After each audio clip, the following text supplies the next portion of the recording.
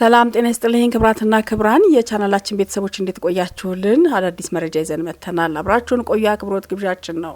ዛሬ ጠዋት በፌደራሉ የመጀመሪያ ፍርድ ቤት አራዳ ምድብ ችሎት የቀነኒ አዱኛ አሟሟት ክስ አንደኛ ችሎት ቀርቧል። የችሎቱ አዳራሽ በተጎጂ ቤተሰቦችና ወዳጆችና በዘፋኙ እንዲሁም በመገናኛ ብዙሃንና በሌሎች ተሳታፊዎች ተሞልቶ ተገኝቷል። የድምፃዊ አንዱዓለም ጎሳ ጠበቃ በተመሳሳይ ምክንያት ፖሊስ አሁንም ተጨማሪ ቀናት እየጠየቀ ነው ሲል ቅሬታውን ገልጿል። በተጨማሪም የአስክሬን ምርመራው እንደሚያሳየው ተጎጂዋ ተገላ ከህንፃው እንደተወረወረች ምንም አይነት ፍንጭ የለውም ብሏል። በተጎጂዋ የተጻፈ ማስታወሻ ደብተር መገኘቱን የዘፋኙ ጠበቃ ተናግሯል። ተጎጂዋ ለቤተሰቦቿ ለዘፋኙና ለጓደኞቿ ራሷን ልታጠፋ እንደሆነም ተናግራለች ተብሏል። በተጨማሪም ደንበኛው እንደ ፌዴራል ፖሊስና የብሔራዊ መረጃና ደህንነት አገልግሎት ያሉ ተቋማትን ማስረጃ የማጥፋት አቅም ስለሌለው የዋስትና መብት ጠይቋል። ይህ በእንዲህ እንዳለ የተጠርጣሪው ጠበቃ መገናኛ ብዙሃን የሐሰት መረጃዎችን እያሰራጩ ነው ሲሉ ክሳቸውን አቅርበዋል። ፍርድ ቤቱ በበኩሉ የመገናኛ ብዙሃን የግራና ቀኝ ክርክርን ሚዛናዊ በሆነ መልኩ ከማስተላለፍ በስተቀር ሐሰተኛና ሚዛናዊ ያልሆኑ መረጃዎችን ከማሰራጨት እንዲቆጠቡ አስጠንቅቋል። በመጨረሻም ፍርድ ቤቱ ፖሊስ ያቀረበውን የቀጠሮ ጥያቄና የጠበቃውን ክርክር ለመመርመር ነገ ማክሰኞ መጋቢት 30 ቀን 2017 ዓ.ም ቀጠሮ ሰጥቷል።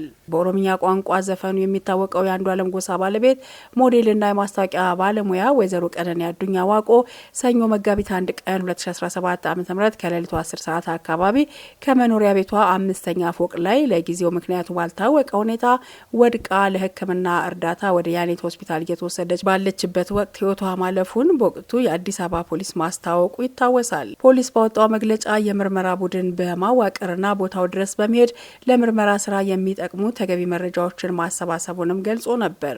የሟችን አስክሬን ወደ ዳግማዊ ምኒልክ ሆስፒታል ለተጨማሪ ምርመራ መላኩንና የመጨረሻውን የምርመራ ውጤትም በቀጣይ ለህዝብ ይፋ እንደሚያደርግ አስታውቆ ነበር። በዚህ መሰረት ምርመራውን ሲያደርግ የቆየው ፖሊስ የምርመራ ውጤቱን አሰናድቶ ፍርድ ቤት ቀርቧል። በውጤቱ መሰረት ጉዳዩን የተመለከተው አራዳ የሚገኘው የፌዴራል ፍርድ ቤት በድምፃዊ አንዱዓለም ጎሳ ላይ ውሳኔ አሳልፏል።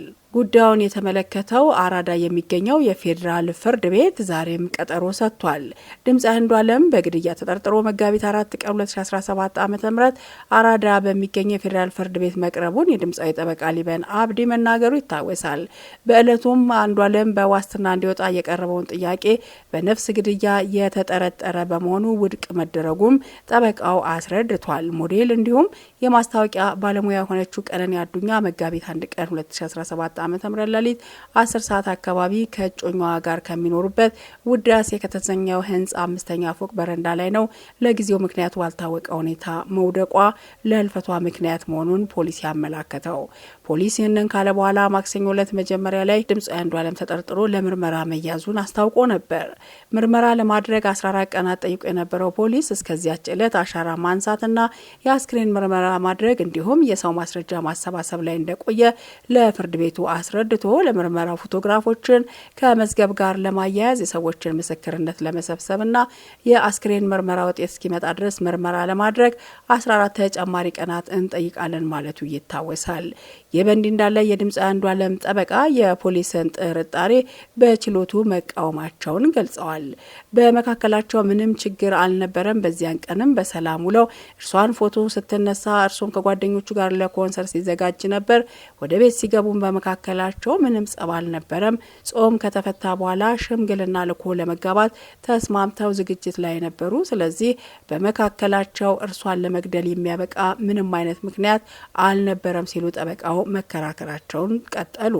አክለውም ፖሊስ አሁን ወድቃ ተገኘች አለ እንጂ እርሱ እንደገፈተራት የሚያሳይ ነገር ስለሌለ አሁን ባለው ሁኔታ ቀነኒ ራሷን መግደሏ እንጂ በሌላ ግለሰብ ወይም በኔ ደንበኛ መሞቷን አላስረዳም በማለት በዋስትና እንዲለቀቅ ጠይቀው ነበር።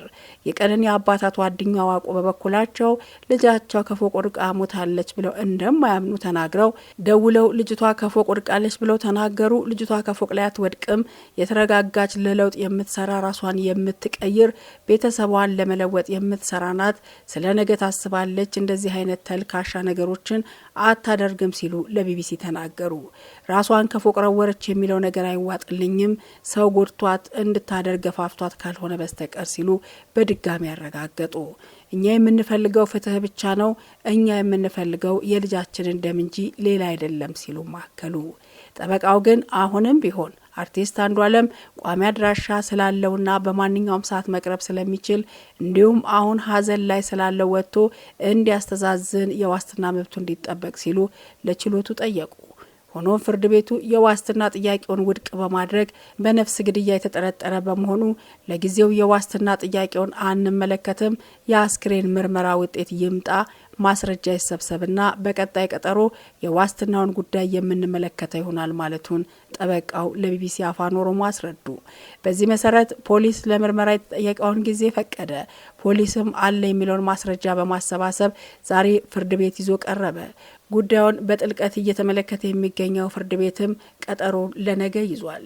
በምዕራብ ሐረርጌ ዞን ዳሮ ላቡ ወረዳ በሚጨታ ከተማ የተወለደችው ይህች ቀነኒ ከልጅነቷ ጀምሮ ሩቅ አላሚ ነበረችና በትምህርቷ ጠንካራ ተማሪ በመሆን የራሷን ህልም ልታሳካ ለቤተሰቦቿ ደጀን ለመሆን ያደረገችው ጥረት ተሳካ። በጥሩ ውጤት ከአንደኛ ደረጃ ጀምራ እስከ ዩኒቨርሲቲ ድረስ ቀጠለች። በ2011 ዓ.ም ከአርባ ምንጭ ዩኒቨርሲቲ በሃይድሮሊክና ዋተር ኢንጂነሪንግ ተመረቀች። ከዚያ በኋላ በተማረችበት መስክ በኦሮሚያ ውሃና ኢነርጂ ቢሮ ለተወሰነ ጊዜ ሰርታለች።